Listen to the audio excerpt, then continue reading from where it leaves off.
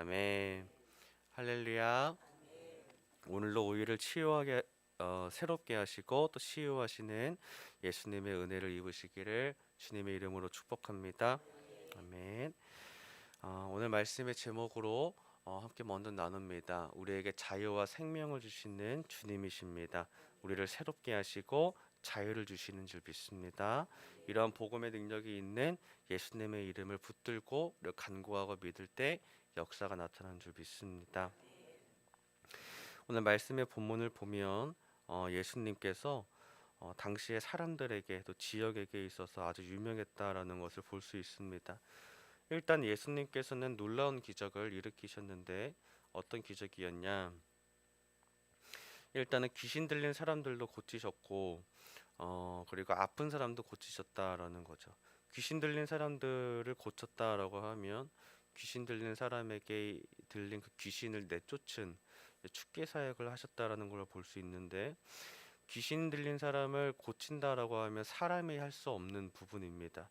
예를 들어 몸이 아프면 의사가 치유할 수 있도록 뭐 좋은 약재를 만들거나 이렇게 할 수 있겠지만 의사가 할 수 있는 사람이 할 수 있는 힘을 넘어서서 어떠한 영적인 힘으로까지 영역이 넘어간다는 거죠.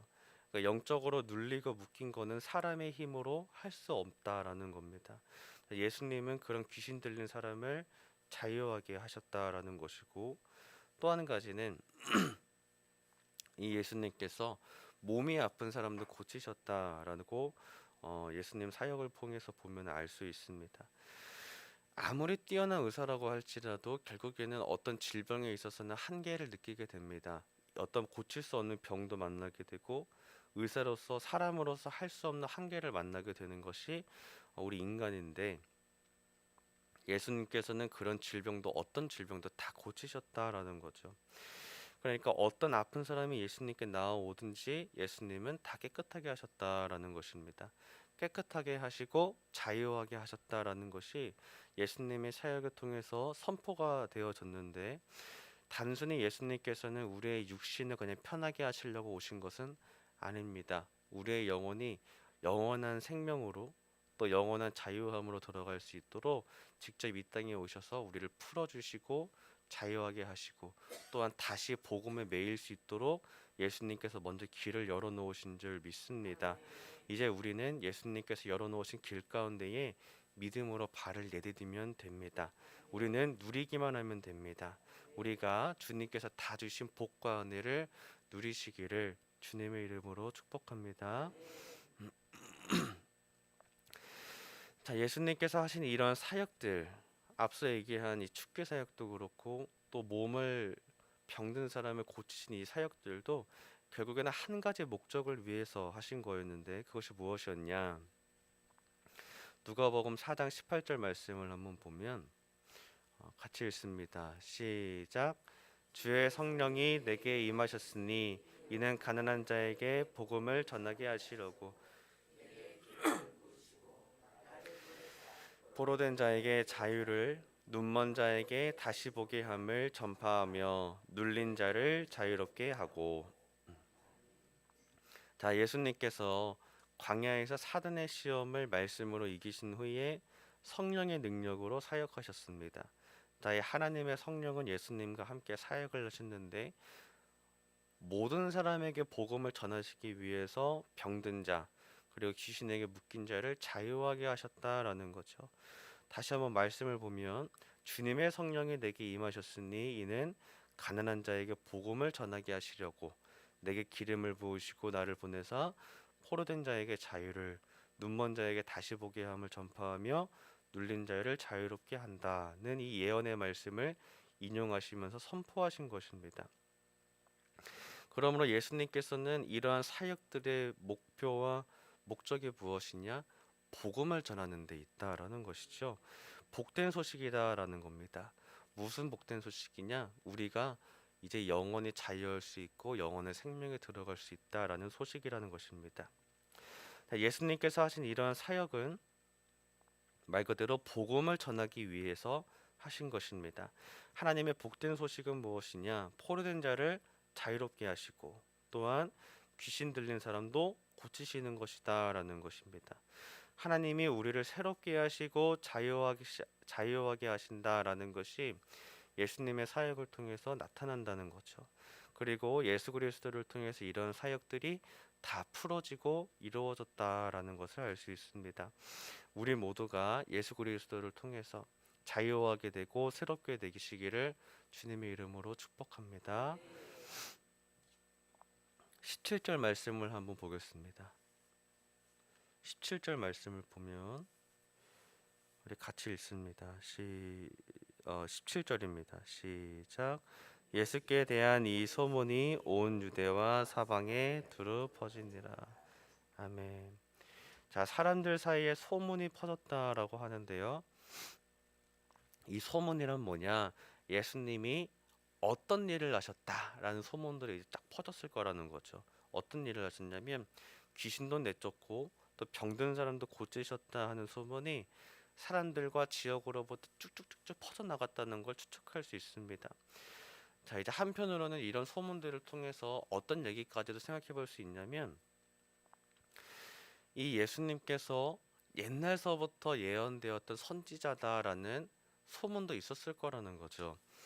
아주 오래전서부터 다시 올 것이다라고 했던 그 선지자가 바로 예수다. 이제 이런 소문도 추측할 수 있는 겁니다.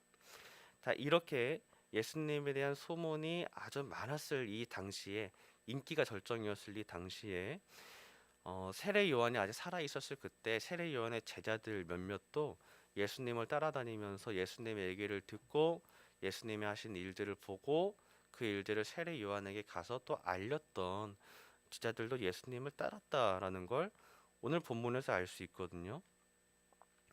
이 사람들은 예수님의 제자가 되었다라기보다는 예수님의 제자들과 함께 따라다니면서 그 소식을 아마 알려주는 역할을 했던 것 같습니다.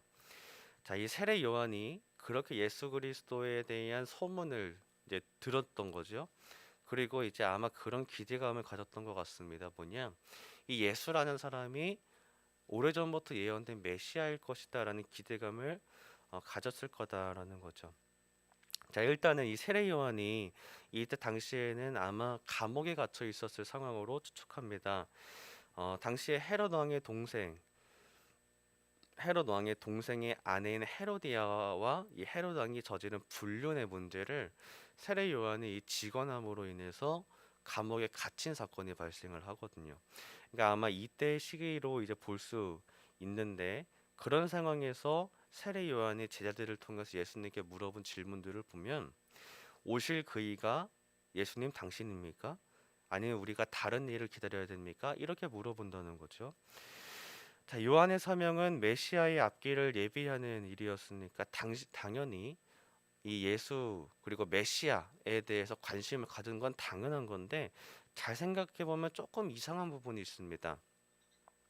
세례 요한은 이미 시기상으로 봤을 때 요한복음 1장에서 보면은 저 먼발치는 예수님을 보면서 하나님의 어린 양이다, 메시아다라는 어떤 그런 의미들을 간접적으로 계속 이해하고 있는 부분을 볼 수 있거든요.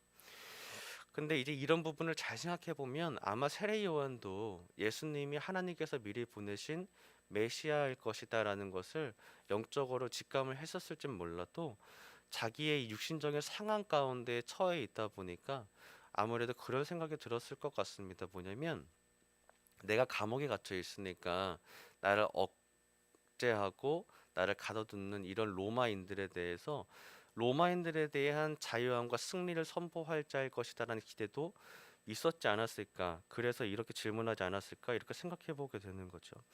사람들의 기대는 여기에 있습니다. 나를 자유하게 하고 나를 풀어줄 자를 위해서 로마로부터 풀어줄 권력자, 로마로부터 풀어줄 나의 왕을 기다린다고는 하지만 사실 예수님이 주시는 자유함과 승리는 좀 다른 부분인 거죠. 사람들은 육신의 일과 세상의 일이 해결되기를 기다린다는 겁니다. 우리는 감옥에 갇혀 있어서 여기서 풀려나기를 원하지만 사실 예수님이 주시는 진정한 자유함과 생명은 어디에 있냐면 우리 육신의 문제가 아니라 유한한 인생의 문제를 넘어서서 영원한 생명의 문제까지 예수님은 자유하게 하신다라는 것이죠. 그러니까 예수님은 어디까지 생명을 주시느냐? 죽음 이후에 우리가 영원한 생명을 얻을 수 있는가의 문제까지 주신다라는 것입니다. 오늘 예수님께서는 세례 요한과 제자들에게 이걸 알려주고 계십니다. 영원한 생명 그리고 성령으로 새롭게 되어서 하나님의 아름다운 형상을 회복해야 된다. 그런 의미로서 자유하게 하는 이런 복음의 사역들을 너네가 알고 있느냐라고 물어보시는 거죠.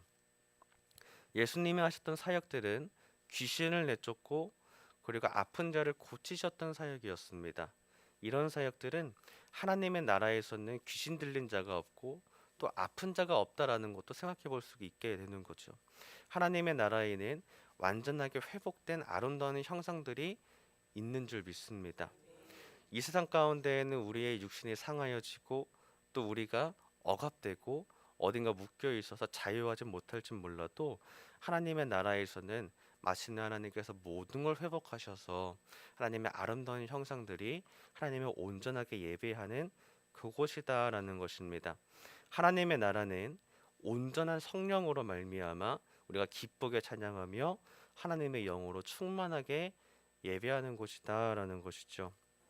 예수님께서는 그 하늘나라에서의 예배와 우리의 온전하게 회복된 이런 형상들을 기대하게끔 우리 이 땅 가운데에 귀신을 내쫓으시고 우리의 육신을 치유하게 하셨다라는 사역으로 의미도 생각해 볼 수 있다는 것입니다.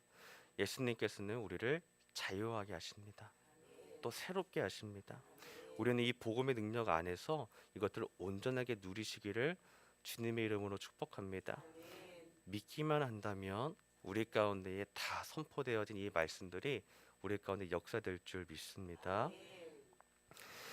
앞서 얘기한 것처럼 사람들은 육신의 일과 세상의 일을 봅니다. 그렇지만 예수님의 사역을 통해 우리에게 약속된 영원한 생명과 영원한 자유함을 기대하시기를 주님의 이름으로 축복합니다.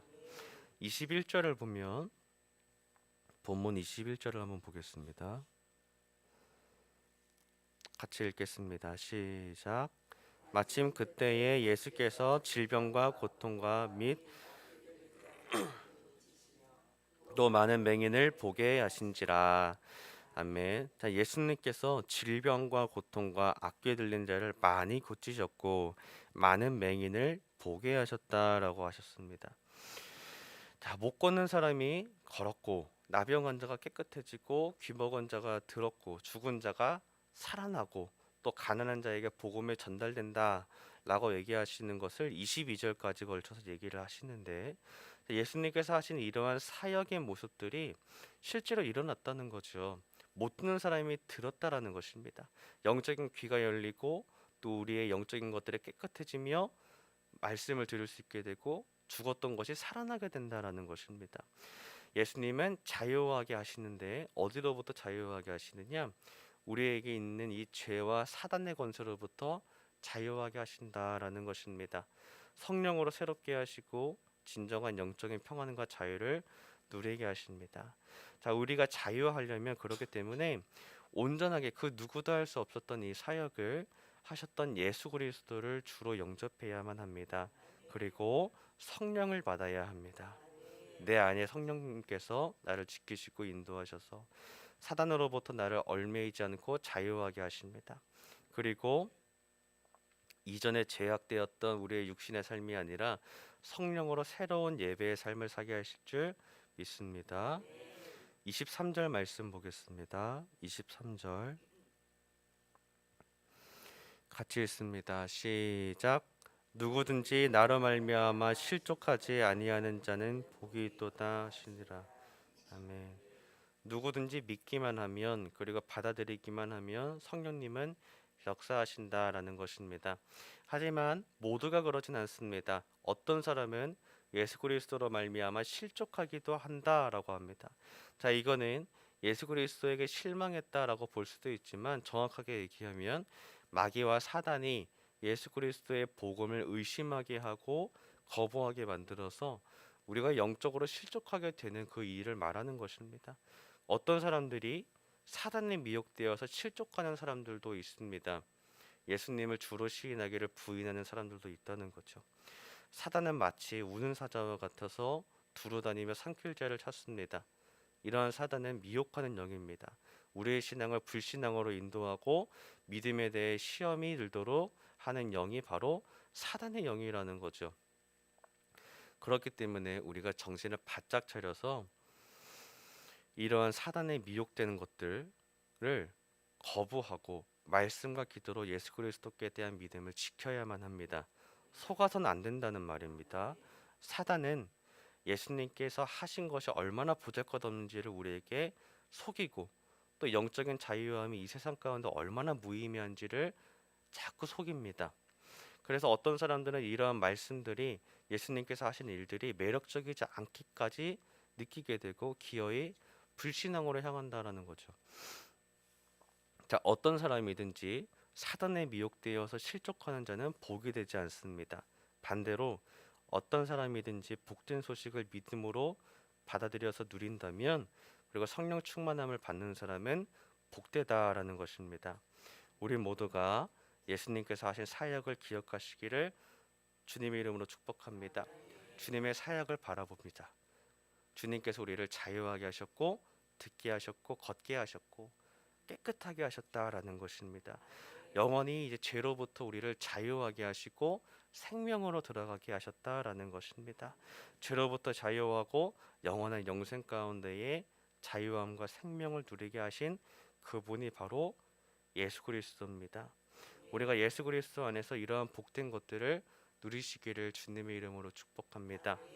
오늘 하루 우리가 살아갈 때에 예수 그리스도 안에서 거하시기를 주님의 이름으로 축복합니다. 그 안에서 온전하게 한 가지만 누리지 마시고 양이면 10가지, 100가지까지 주님께서 이 마련하신 복과 은혜를 충만하게 누리시기를 주님의 이름으로 축복합니다. 아멘. 우리 함께 찬송가 268장 찬송하시고 기도하겠습니다. 268장입니다.